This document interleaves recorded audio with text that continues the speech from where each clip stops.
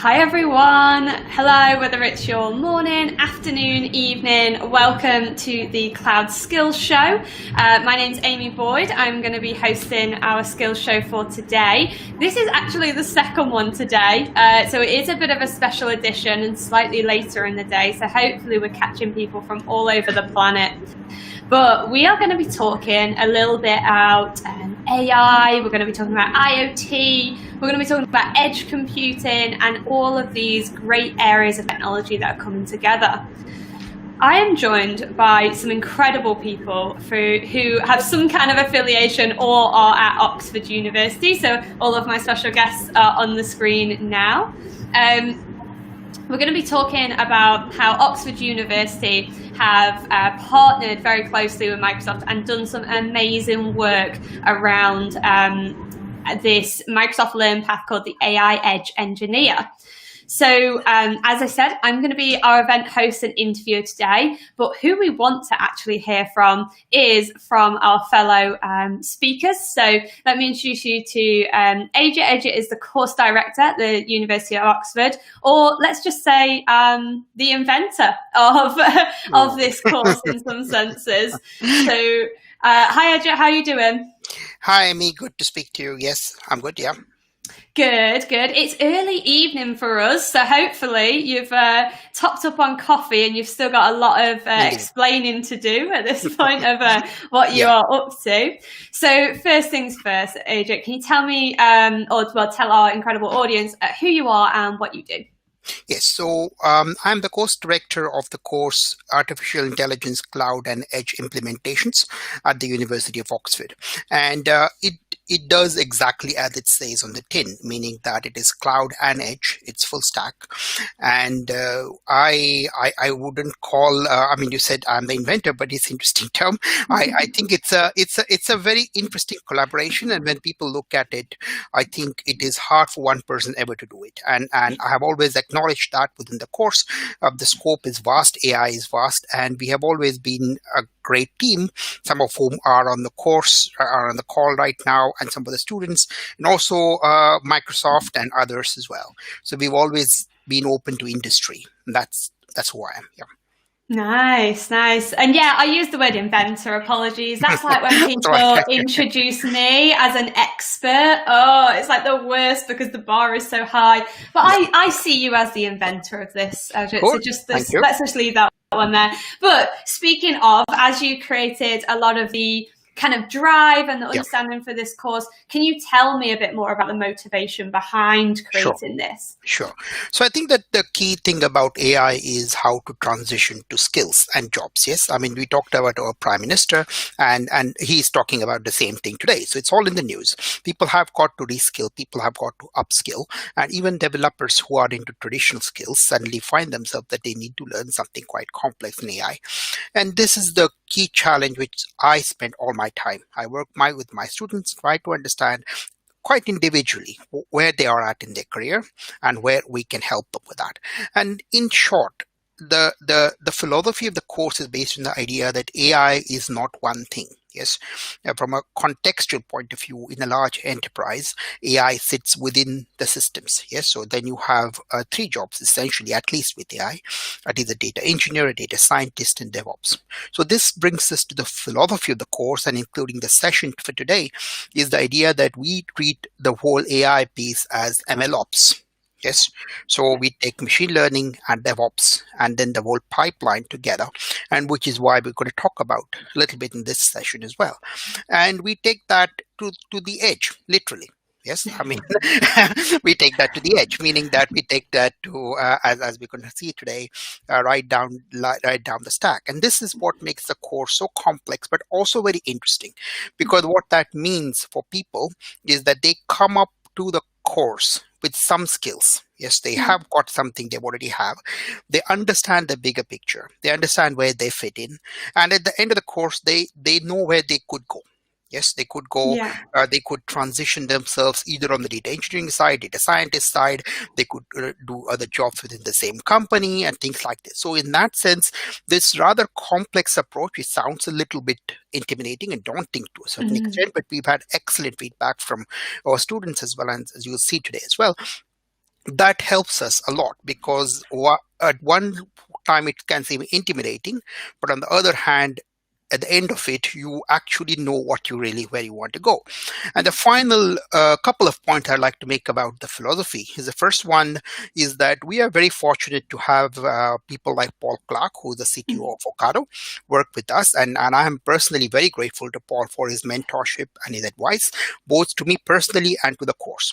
So if you see what Ocado and companies like that do, it's absolutely incredible. I mean, it's like you can see these things only in science fiction, and here they are not far away from Oxford, and they are real. Yes. Yeah. And we've got robots rescuing other robots and all these things we talk about and very much implemented. And I use that very much to think about the future. Yes, think about where we are going. And that really brings me again to some of the other things which we are going to sort of the cloud native discussions we're going to have and take it further. So this is the philosophy of the course. That's really cool. I think it's great that you said, like, from that point of view, from Ocado and kind of seeing what they're doing. Yeah. And as you said, very cutting edge, and not everyone is there yet. So the idea that Oxford University is providing this opportunity for people to skill in this space, and like you said, it is intimidating, but actually academia or courses that are structured tend to help people to just feel like, okay, like baby steps, but we'll get through it all, sort of thing. And it was interesting you mentioned there that do you find different students will go and focus in different parts of the edge, and then is that what you've seen? Yes, I mean, to a large extent, again, I come back to the idea of transitioning and skills. Yes, so quite often people learn a skill which is sometimes related to what they already know, or sometimes they understand that this is what I want to do, and this is why we have so many industry experts in the industry and so on and so forth. And you must see that, okay, this is where you want to go. And that is what I mean by that. The edge bit is interesting. I find always that the edge, people have talked about the Internet of Things for a very long time. Yes. And it's I mean, if I remember it right, when I started the course, I sort of researched the course. I mean, if you look at people like Mark Weissner and people like that from Palo Alto, and his idea of ubiquitous computing, or UbiComp, was really that devices should talk to other devices. Yes. And this is the sort of auto discovery, auto communication. And if you're as old as me, you might remember things like Genie and things like this, which were there in the Java world before. So there were lots of sort of things which have come and gone. But the key I felt was that this idea of things connected to anything connecting to anything else, a little bit science fiction, but within the context of the cloud, that does work very well. Yes, so then you look at an enterprise, you look at a factory, anything like this. Yes, so we have one cloud, and in that context, everything connects to everything else within the sort of framework of the cloud. And I have to say, we are cloud agnostic, so we work with multiple cloud providers and with Microsoft and Azure. So we are doing this whole MLOps piece. But from our perspective, that's why it is about the cloud. So we are pro-cloud in a way. And I think this is important because, again, it comes very brutally back to skills. Yes. I mean, if you go to a large bank, if you go to a large company, you inevitably have a cloud provider. Yes. Yeah. And this is where I'm trying to upskill my students and trying to get them into that. So this is the philosophy. That's brilliant. And bringing those skills into business. And I guess, speaking of which, what are some of the key skills that students leave this course with? Right. So obviously the key skill is coding is very important. So we have a lot of coding, and that starts off with sort of from the second session onwards and stretches on for months, actually. So this is the first skill. The second skill, I think, is both the cloud and the edge. So when I say the cloud, we mean about the cloud as a platform, the cloud as a development platform, how you can build different services in the cloud, how you can connect different services within the cloud, and also taking it right down to edge devices, as we will see today as well. And finally, we are again pretty much believers in the whole MLOps piece, meaning that the whole idea of sort of DevOps architecture within there. And one more thing I think we look at is the whole idea of sort of pushing the boundaries of kind of understanding different things coming up the horizon, and whether they are into sort of everything. We have GANs, for example. We have always had generative adversarial networks. We have a new session now on reinforcement learning. So again, we try very much to see, even if it is not currently used, it's nice for somebody to understand how it works, to give them a GitHub repository, to say that this is how you can implement it. And and a couple of years down the line, when it becomes mainstream, you have something in context. Yeah, absolutely. And interestingly, speaking of that, we have got a good question that's coming in. So what are the skill sets required to become an AI edge engineer? What do you see people coming with skills already? What are the requirements? Right. So I think that obviously the way we look at it is that you are looking at the development aspect, meaning that you're looking at the ability to develop, your ability to understand GitHub, and so on and so forth. And that takes you, when I talk about engineering, yes, I'm talking about CI/CD. Yes, I'm talking about putting things in containers. I'm talking about putting containers on edge devices, and so on and so forth. So this philosophy takes you away from a traditional way of sort of, so quite often I see courses and they have a notebook, they develop something in the notebook, and then what? And that's that's the difference. Yes, so that's the difference. So then you got to think about, how does it go in a pipeline? How does it go end to end? Or how does it go to devices? What about security? What about privacy? What about scaling? What about data protection? How frequently do you retrain the model? Yes, because you can't just push the model out and leave it there. What about explainable AI? So this is where you start to get on the engineering stream as opposed to the coding stream. And this is where, in my mind, that's where the jobs, the real complexity of the job is. Yes. So I think that today, and to be very honest, even providers like Microsoft, yes, they make things incredibly easy. Yes. I mean, it's very easy to build a model. Yes, I mean, it will work. Yes, that's, but work is a very relative term. Yes, I mean, it will work, but what? I mean, will it work forever? Will it work on which devices? How frequently do I have to retrain? How can I convince somebody? So that's where you sort of take it from that simple notebook to put in the whole pieces around it. And I think today it's all about, when I talk about cloud native, is all about Kubernetes, for example. Yes. So this is again the whole philosophy. And I'm sort of, the way I look at it is that if I bring a new application to the cloud, yes, so look at something like MNIST, for example, or a fashion MNIST. Yes, you bring it to the cloud, you have a simple notebook, you run it on your laptop, you take it to the cloud. What happens then? Then you can do many things. You can do streaming, you can do Spark, you can do pipelines, you can do and you can take it right down into many different levels. So this is what we mean by skills in engineering within that perspective. I really like that, because I think you're right. The data science part is just now, is like, I know we sometimes make a joke, a data scientist job is so broad, and it is in most cases, but if they focus on just that code bit, now there's this expectation of so much more. These things have to go into production just like app development does. And I think it's great to see in the AI space that we are actually progressing so quickly in that space as well, because I think there was so much need for it. But yeah, it feels like architecture is the center of it, right? This could be architecture for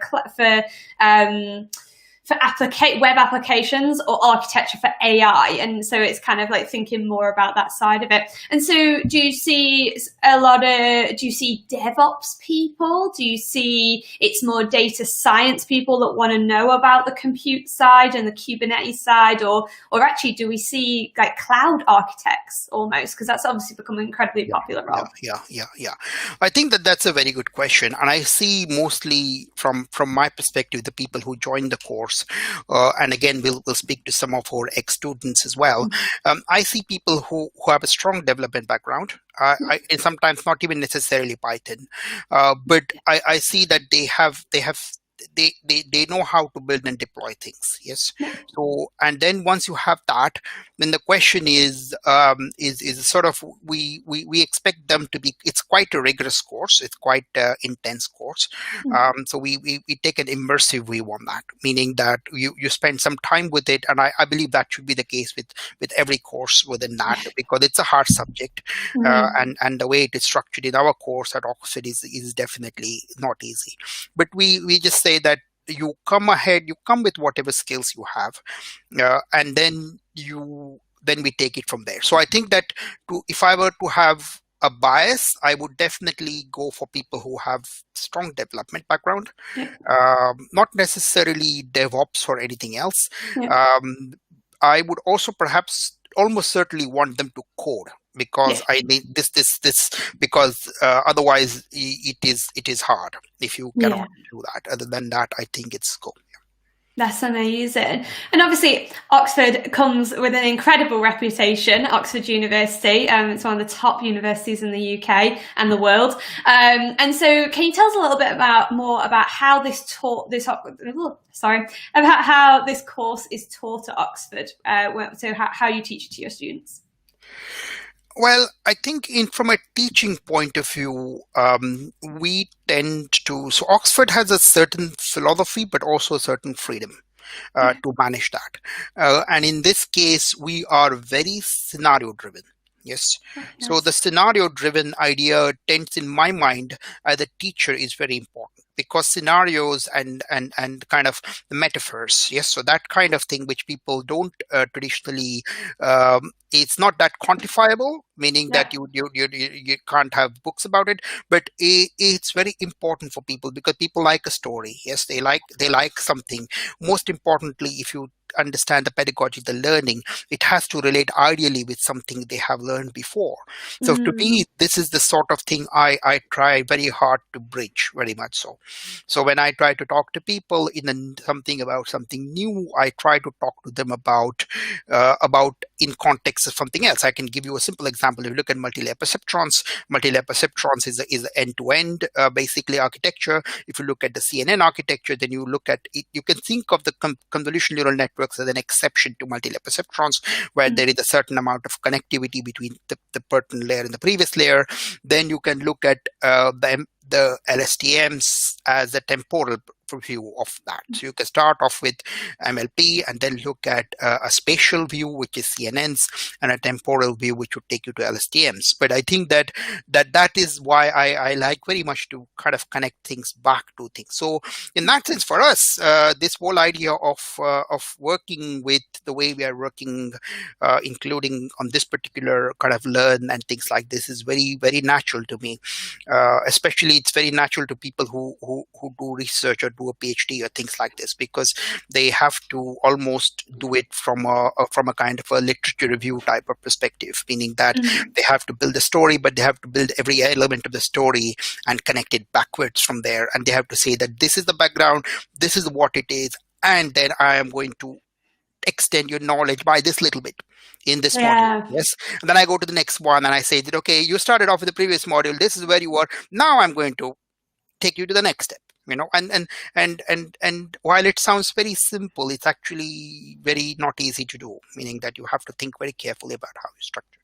Yeah, that's hard to build, and I know we're going to talk to Aisha shortly as well, and she's going to kind of show us a lot of this. So the course, you have a lot of in-person teaching, and I was lucky enough to take part in your course, which was very, very kind as a guest speaker, and kind of show some of the sides around responsible AI and stuff like that recently.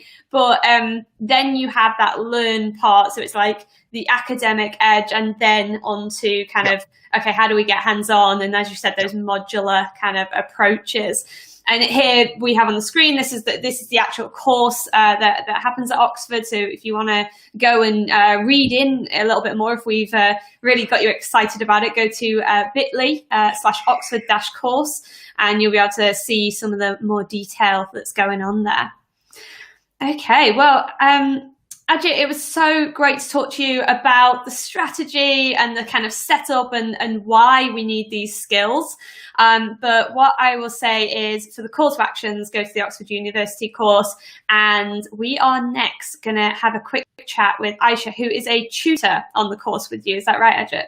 Yes, so Aisha is the lead AI tutor for the course, and she's responsible for much of almost all of the coding modules, and specifically this particular one, which she's going to talk to you about.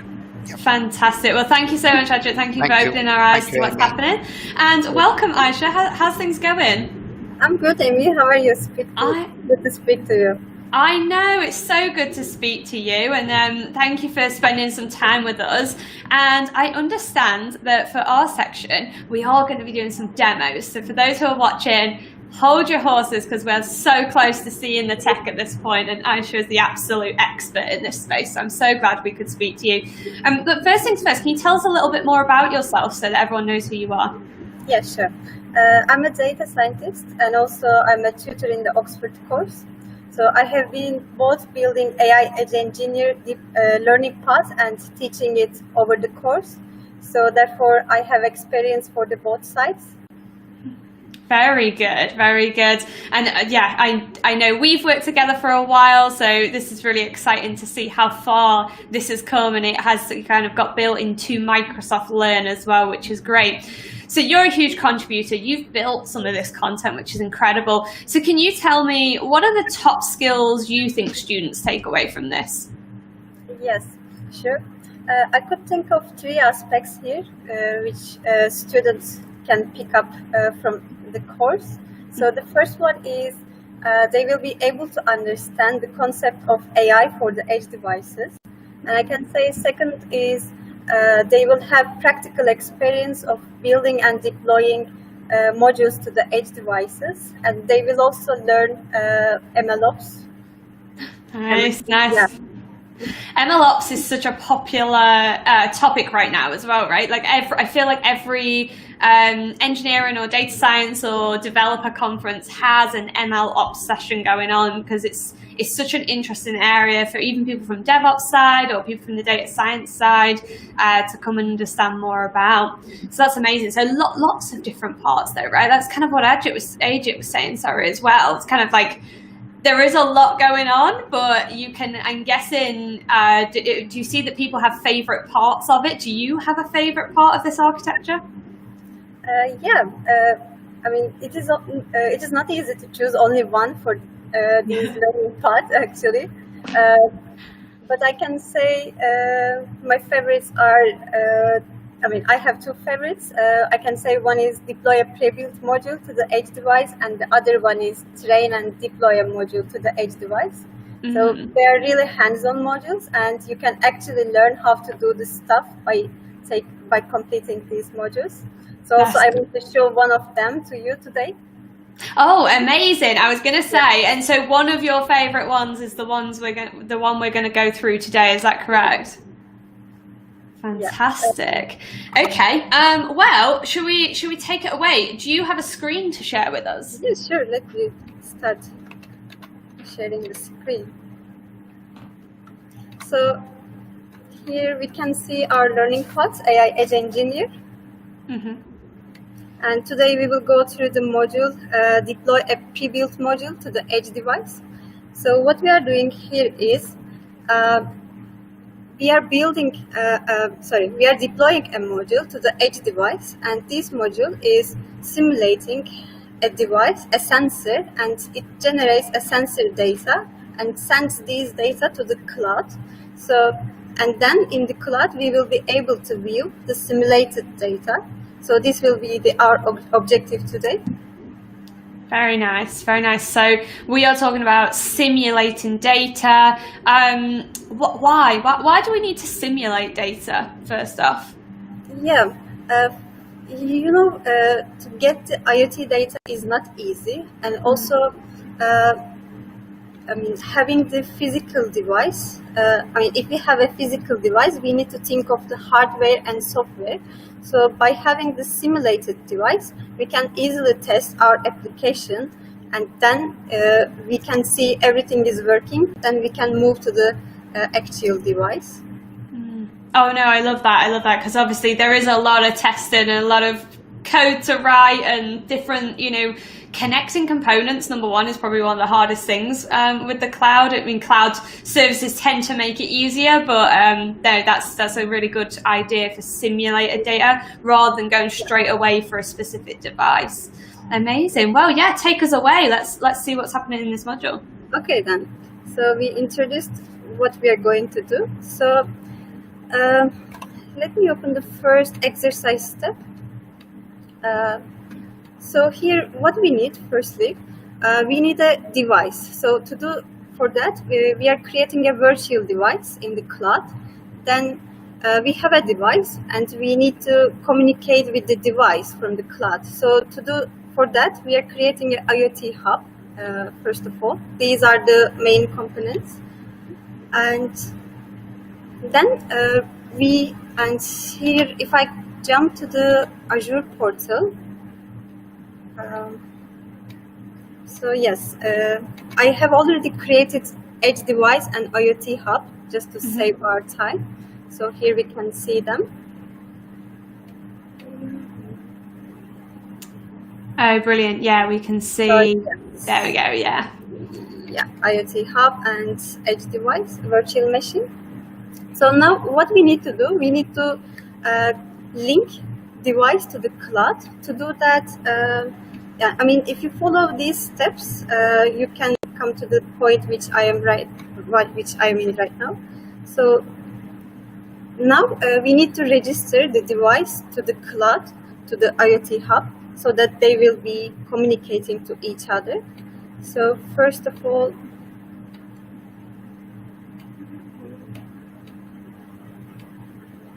oh, brilliant. And so this is the Azure CloudShell, isn't it? Like in the Azure portal, you can literally just get an immediate shell terminal in there, and then you can interact with all your different services. And yeah, something like IoT, this must be so useful. So I already created a hub. Just let me check the name, AI Edge Hub.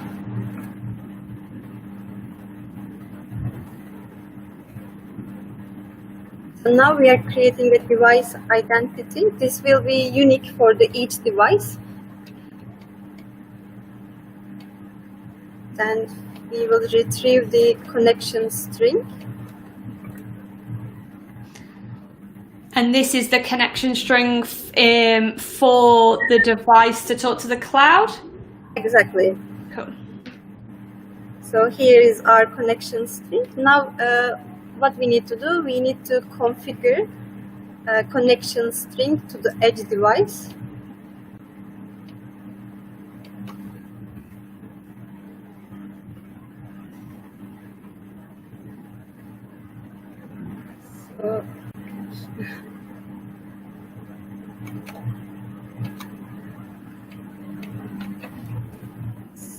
So yes, brilliant. That's running. Now we will check whether the status are active and everything is working. Okay, so that's checking that the Edge device can be found by the cloud. Is that what we're thinking there when we're saying is it running? Nice. Yeah. So it is still running. So now these things aren't always instantaneous, right? Like I know how long sometimes you spend connecting all these different elements. So that's totally cool. We are live demoing people, live demoing. This is the kind of value you get on Learn TV. So now we configured the connection string. Now we will connect to our virtual machine. This will be act as a sensor right now.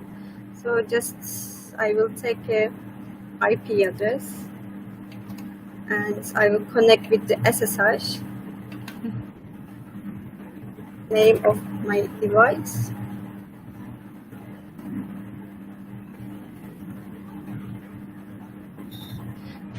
Brilliant. So this is the simulated sensor. So rather than a real temperature sensor, for example, this virtual machine is going to act like our sensor, which will talk to the edge hub, which then talks to the cloud. Yeah, just something else here. Just let me check.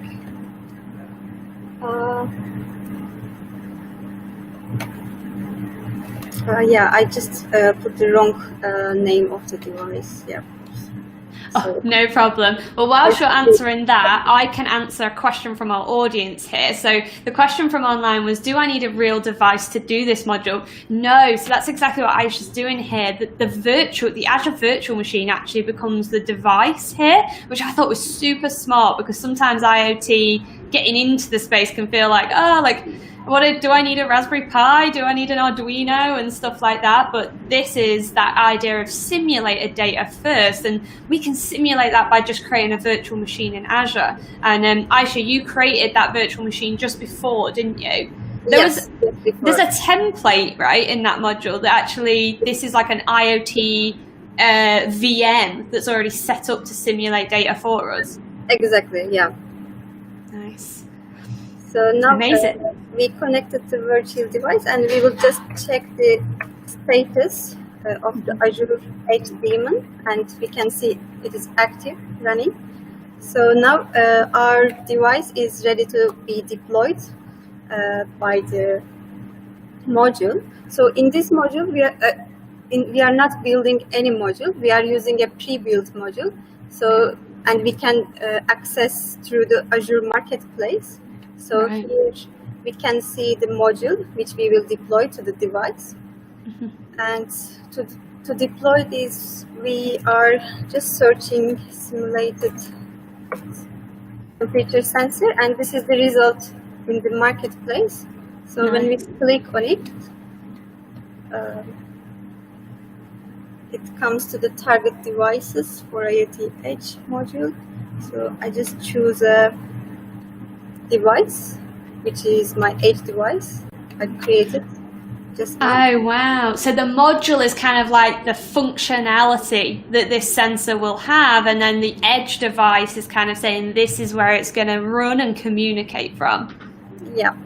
Here we can see the module, and we are in the next step, we are specifying the routes, and then review the deployment. And now we are deploying module to the device. Nice. That's sending functionality down to that IoT Edge device, which in this case is an Azure virtual machine. And yes, indeed, we had someone in the audience said, I had no idea there was a terminal in Azure. Yes, Azure CloudShell. Go find out a little bit more about Azure CloudShell. It's so handy. Especially because then you're right in your Azure subscription, so you can use all the AZ commands just like straight away if you don't already have those tools on your device.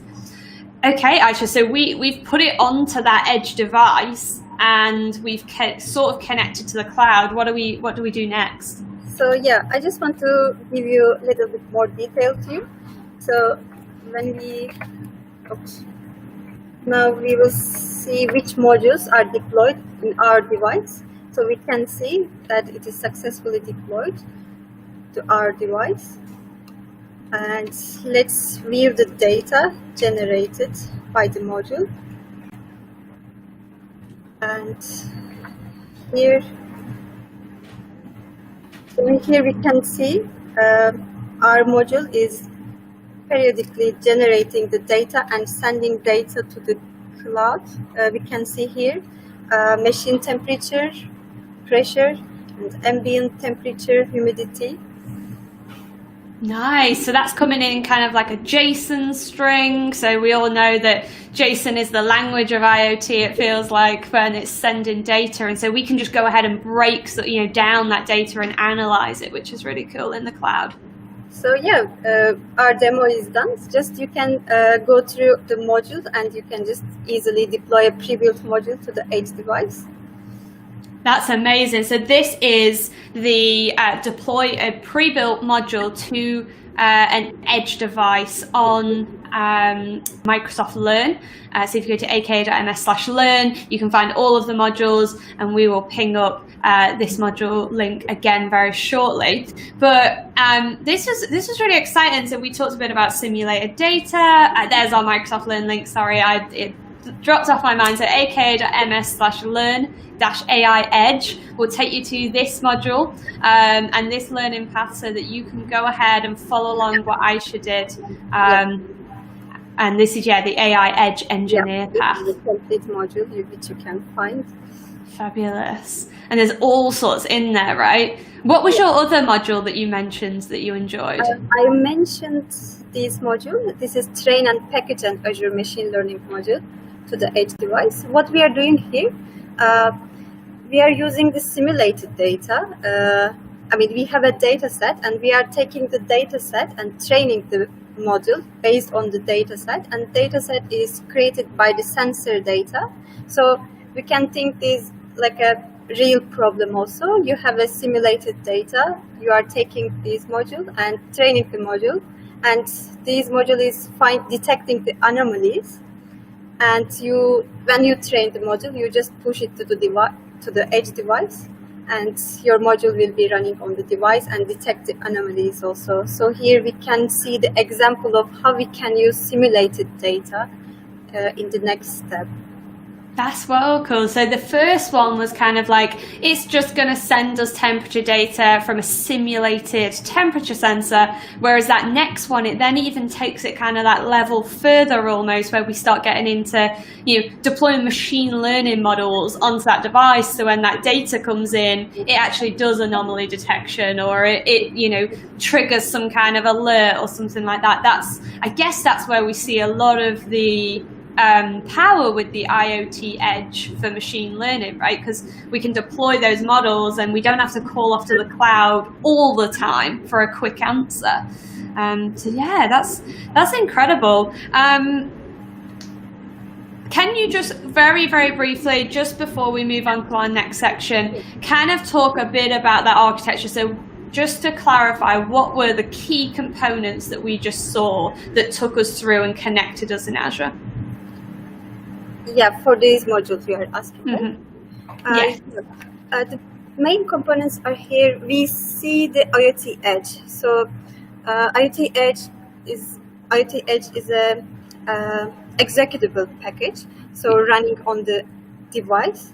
And the other component, I could say, IoT Hub. And this is the IoT Hub enables the communication between device and the cloud, so that we can manage the device, or we can get the information from the device.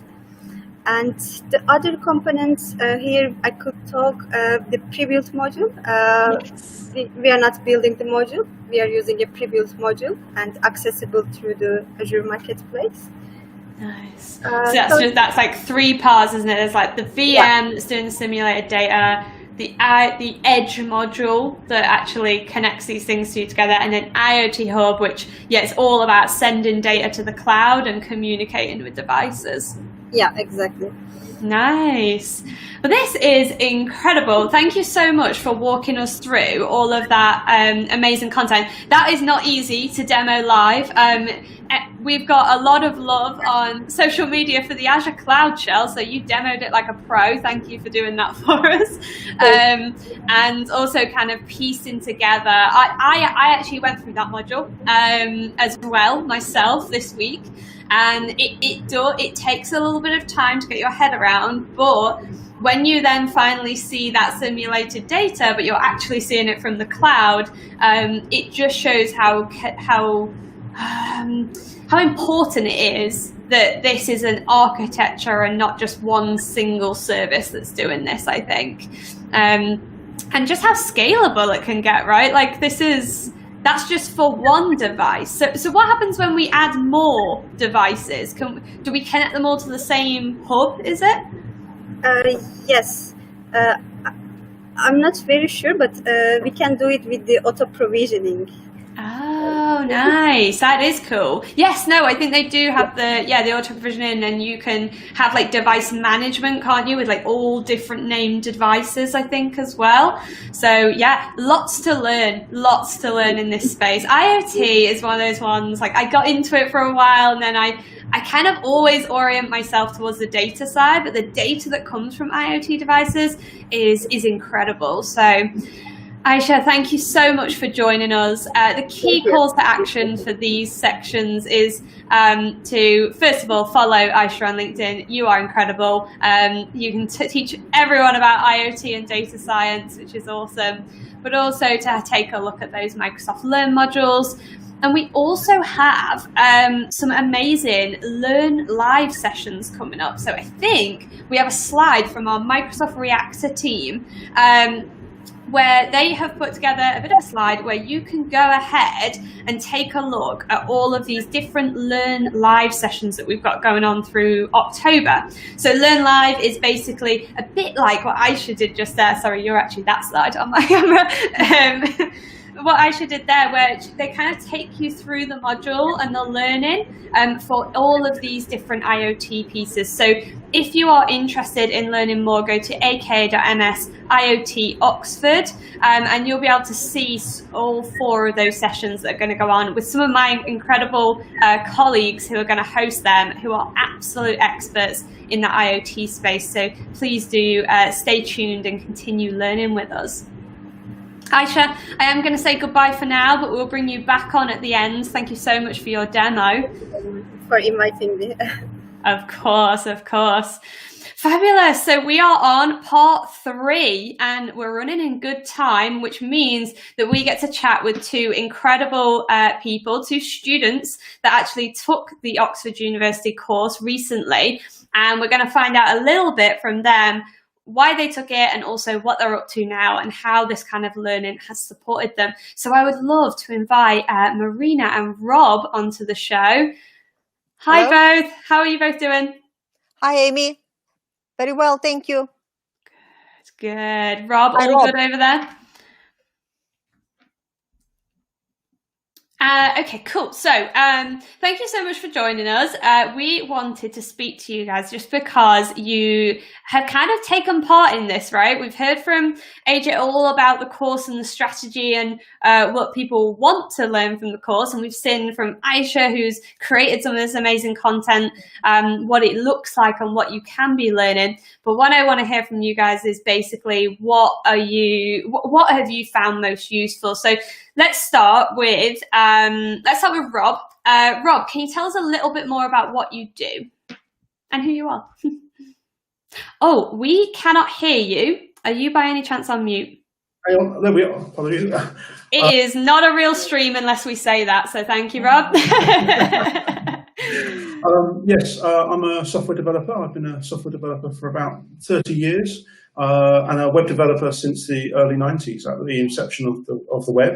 And a systems developer for well over 20 years. So, and I'm currently working inside a company which works inside the electricity industry. So yeah, that's me. Fantastic. Thanks so much, Rob. So you are definitely a very, very experienced engineer. And so Marina, can you tell us a little bit more about yourself? What do you do? Hello. Well, I'm a software engineer as well, so I have more than 20 years experience, and I'm fairly academic. I have a degree in applied mathematics from Lomonosov Moscow State University, and also I have a degree in software engineering from the University of Oxford. And like Rob, I was involved in web development from the early 90s, and in fact, I had a Microsoft certification in web development, and I used to work with .NET for many, many years. But in the last 10 years, I got involved in developing software for commodity trading companies. And I was working with Anglo American, who are a global mining company, for more than 5 years. And I was working, and I'm still working with them as an analyst developer and developing the trading platform. And the trading platform is used by people, in many geographical locations where Anglo operates, so being with the company, I worked on projects in Singapore and South Africa and Brazil and many other places. So that's my background and that's who I am. Thank you. Thank you so much for sharing. And I guess the first question for you both, feel free to decide who goes first with this one, is we have obviously shown this link to this course and we're actively talking about this Oxford course, but how did you seek out the course and what was your sort of motivation for enrolling? Well, for me, it was actually necessity. The company I'm working for, we're working on machine learning algorithms to detect faults in the industry, and I needed to learn about it and start to understand how I can leverage those skills for my business. And I've already have done some machine learning in the past. I've designed and built parking systems, car parking systems, and ANPR, number plate recognition. So I had some idea of what was going on, but yeah, that was really why I enrolled, and also improved myself. So. That's incredible. How did you find it, the Oxford course? Did someone recommend it, or did you just go seeking out and you just went, I'm just going to choose one of the best universities in the world? Or well, I don't come from an academic background. Right.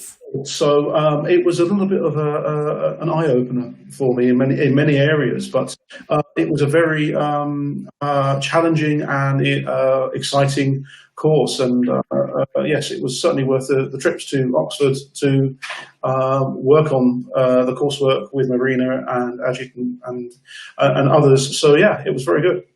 Fantastic. And Marina, what about you? What was your motivation for joining the course? Well, as for me, I like learning, and I'm quite passionate about the technology, and also I always look for the opportunity to upskill because I want to stay competitive, in the technology field. And I noticed this new digital hub, digital hub team that was created at Anglo American, and I was talking to people what they do, and so they got a couple of data scientists, so I could see kind of where the things are going. And so I decided, I want to know more about what they do and how they do it. So that was my motivation for looking for artificial intelligence course. And because, I have an Oxford background, for me, it was no brainer. Well, I did the research and I looked at many courses, but the Oxford really stood out for me because, first of all, it's an academic course, but at the same time, it's a hands-on and, it's an industry course. So yeah, so that's how I got into the course. Very nice. Okay, great stuff. So 2 quite different ways of getting into the course as well, but interestingly, both via demand. So Marina, you spotted some role models, some people in the business. You're like, I want to be over there. I want to be in that team. And Rob, you were kind of like, I need to know more about this space because we're kind of building projects already. There's a desire to do this. That's incredible. Okay, I've got a quick fire question for you. So first thing that comes into your mind. Okay, so for this one, what was your favorite part of the course? Marina, you go. So I think, first of all, the course is very broad. And you get to meet great people like Ajit. When he was doing his interview, he mentioned Ocado, and you get to meet people from great companies which are really using AI at the cutting edge. But at the same time, it's a very hands-on course. So that's what I loved. So that you can actually, get your hands dirty and you can actually learn how to use the technology. And, I came into the course, I didn't know much about Python but I was able to pick it up very quickly because of my dev background. But it was not just running, the Python in the notebooks. I think this aspect that you can actually do it edge to edge. So I think that I found the most fascinating. And I think that was my favorite part. Very nice, very nice. Yeah, the whole end-to-end piece. Rob, I'm going to come flying over to you. What's your favourite part? The practical parts. enjoyed actually pushing data through models, and then we then had lots of speakers who came in, and there was some practical stuff, but we actually saw physical hardware. The donkey car was very interesting. The RC stuff, that was really good fun. I actually got a Raspberry Pi myself and attached it to an RC car and had a little play with how to see work, which was really good fun. Yeah, it was just the practicalities of it. The data science, I don't come from a mathematical background, was I'm struggling a little bit with it. I'm a little bit more au fait with it now. But yes, it was just the hands-on experience, and also talking with lots of other people who are in the same situation. They're coming into the course with the idea that they want to learn new stuff, and working with them, and I made friends with a number of people as well inside the course who I'm still friends with. So yeah. That's good, kind of like that networking piece as well, right? Like we know from technical conferences and just the tech industry in general, the people you meet are so important for being like, oh, I remember they said that they like work in this space. Maybe I can, ask them for some advice or something like that. So that's really, really interesting. Speaking of advice, what advice would you give others who are setting off in a similar direction? Because it sounds like both of you really put yourselves out of your comfort zone. This was obviously not an easy task. This was something that brand new. What kind of advice would you give to other people? Rob, let's go back to you. Don't doubt yourself. I was well and truly out of my depth, and I just kept on plugging on. You can do it. It's once you start to immerse yourself, it becomes like osmosis. You start latching on to certain terms and understanding and go searching for things yourself. And it was a hard slog. It's a very intense course. It's very enjoyable, and you can do it. That's my. If I can do it, anybody can do it. To be honest with you, as I said, it really can expand your mind on what AI can do, and sometimes actually things become AI shaped as the more you do the course, the more you see things in these model terms, and look at stuff which I've been doing for 30 years and actually understand. Actually, there's another way of doing things, and that really that's something which I would tell people, just hang in there. If you think that you're out of your depth, you are a little bit, but actually you will get through it. So that's good. That's good advice, because AI is such a huge area, isn't it? Like, to say anyone is an expert in AI is so hard to do. If we have experts watching, do let me know if that's wrong. Hashtag cloud skills. But one of the fun I love that you mentioned there, like just keep plugging, and also that your perspective changed a lot now when you look at new problems. That's so useful, because I think sometimes if you don't understand the sort of concepts around AI and IoT, you might have a really high expectation that, one thing can solve everything, and, things are often much more bespoke than that. So it's great advice, Rob. Thank you for sharing that. Marina, any advice from you? What advice would you give yourself if you could go back in time to your own self? Well, for me, learning, it's always very rewarding for you personally as an individual. It enhances you. And also it opens up new opportunities which you don't know you might have. And, there's a lot of buzzwords regarding the AI, but it's better to learn fundamentals from the best and from the experts in the field. And, but once you've done the course, you learn the fundamentals, but then you have to be prepared to continue learning and going deeper in the chosen direction. Yeah, interesting. I was just thinking that when you said that, you kind of cleared up the question. I was going to say, so was Oxford course done and dusted? That's you finished learning about AI, or was that just the start? That was sort of the building blocks, was it, that you then added your extra knowledge to? No, for me, definitely it was the start, because, once you got the foundations, and then you can make a judgment what's more interesting for you and where you want to go. So definitely. Very cool. That is great. Sorry, we've got a few questions popping up, which is great. We've got lots of people interacting with us, lots of people watching. So One of the things that we really want to know as well, and you kind of both hinted at it in your introductions, is, okay, you spend that time, you really threw yourself into this course, you've learned so much. What about now? What are you both doing now, and how has it helped your career? Marina, let's go to you. Okay. Well, after finishing the course, I was talking about what I've done, within the company. And so I actually found out that Angular do more than just the data science team that I knew, that they also use AI for the process control at the mines and at the refineries. So there is a lot of scope and there are a lot of opportunity to apply the skills. And they were particularly interested in these edge engineer skills that I picked up at the course. So I'm still in discussions. So I haven't made a career move within the company. It's just, but this the whole COVID situation. It's slightly kind of interfered. But at the same time, while through my career and throughout my journey, I had a lot of people who inspired me and who helped me to develop as an individual and as a professional. And I want to give something back. So in the meantime, I started, I'm involved into mentoring students. So I'm mentoring students at the Oxford University, working with Ajit now on the new, new rounds of the same course. And also I work with the University of Chicago, also their artificial intelligence course for business leaders as a mentor. So so that's completely unexpected turn, and I'm really enjoying doing it because I'm making a difference for people and on their career development.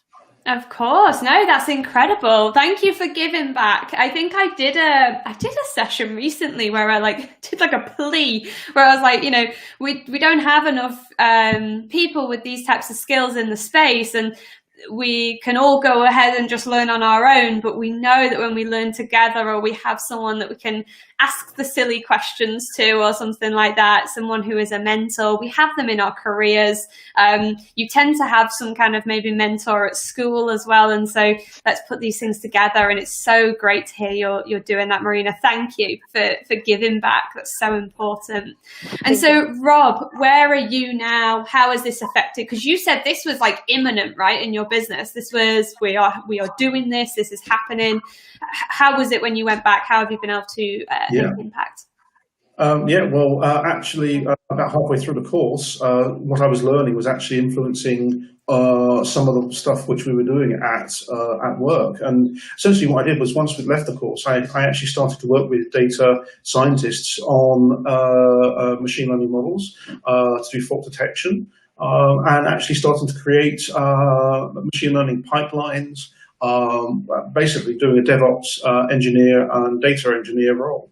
And that's pretty much where my role and my job is going inside the business. It's actually changing as I'm working, and we're starting to do some very good stuff. And it's a very, very big project. So it's going to be used globally. So it's been quite life-changing. The course. It's actually changed a career of 30 years as a systems engineer into something which actually I'm really quite excited about. It's actually infused me after quite a long time in the IT industry, actually, to something new. That's where I am. That's incredible. I was going to say, to hit halfway through the course, you hadn't even finished the course, and this was already becoming extremely impactful for your employer. So I bet you were Employee of the Month, right?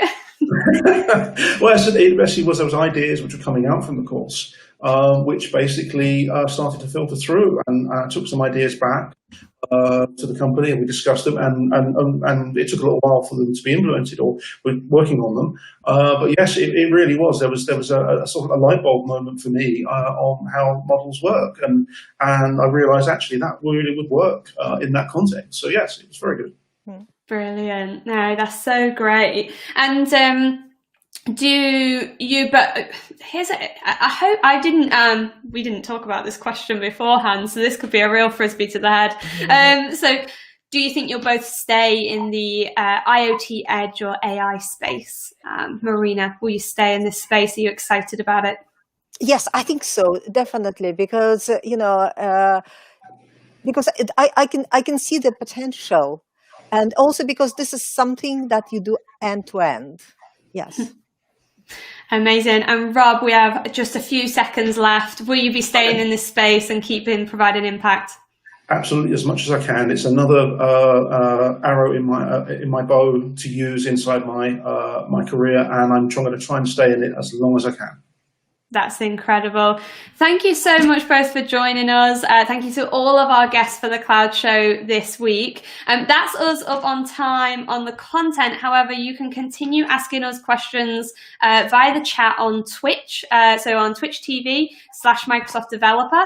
We're all going to be there for the next 15 minutes as well. And we're going to be answering some of your questions. So keep them coming in. So here we are, all of our guests back on the screen just for the top of the hour. Thank you everyone for joining me, and yeah, thank you